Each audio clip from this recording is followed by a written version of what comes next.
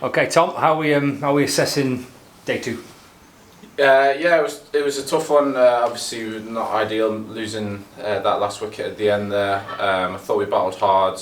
Obviously, that new ball did a bit more, and obviously we just had to graft that out really. I mean, we got the wickets this morning in the end, but obviously, that's a healthy total for them.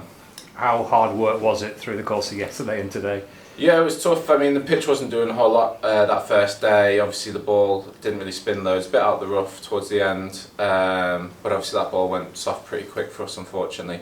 But I thought we stuck at it really well. We didn't give up really.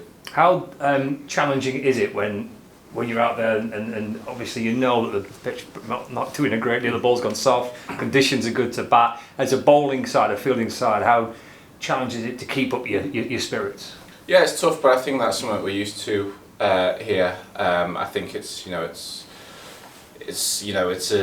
pitch that we're used to playing on, and that we're used to the last few years. So I think the mindset for us is quite big, and not letting us get us down. Okay, it might take us a while to get the wicket. It's going to be hard work, but I think that's the Lancashire way we have here, and just grafting it out really. And obviously we felt like we could have bowled a bit better at times, but in general I thought we were good. I'm guessing about an hour or so into yesterday, you're thinking you might have quite a big role to play in this first innings. Yeah, I think so. Yeah, obviously once the shine came off that ball, I thought I'll probably bowl in a fair bit today.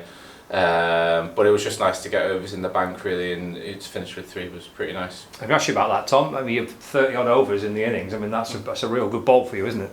Yeah, it's good. I think it's just nice to get back out there. It's just nice to get them overs in and show what I can do really, and hopefully I've earned a few more wickets in the second innings, trying to keep tight there. So fingers crossed we can get back out there again and make a dent. How big a difference does it make when you can have lengthy spells rather than maybe just coming in and bowling 3 or 4 overs and you're out of the attack? When you get into a nice lengthy spell, how big a difference does that make? Yeah, huge. I think sometimes when you're only going to be on for 4 or 5 overs, I think you put more pressure on yourself, thinking, well, I've got to nail everything here, and you don't feel like you go through as many variations as you'd like to, and I think you just try and stay consistent. But if you're going to be on for half a session, I think that just allows you to relax a little bit, play with your fields a bit more, and then just for me it just allows me to bowl a few more variations, and it's probably something I should take into shorter spells, but I think it's just good learning for me overall. And just take us out there to the middle, and in terms of what you're trying to do, your strategy. It's day one on a good pitch. I mean, you're not expected to bowl sides out here, are you? So what are you aiming to try and do in the first innings of the match there? I think mainly I'm just trying to tie people down. I think if I can go under 3s, ideally I'd be very happy with that. I think it's tough because you still want to have your fielders out, but you still want to have your catches in. So finding that balance right of still tying people down but not making it too easy for him. And I think for me, especially on pitches like that, throwing in a lot of changes and pace variations important. I think if I bowl 6 of the same few overs in a row, I think people get used to it, and I think throwing in them variations, even 3, 4 and over, I think is quite key for me, just to keep people in the crease and sort of guessing a little bit more.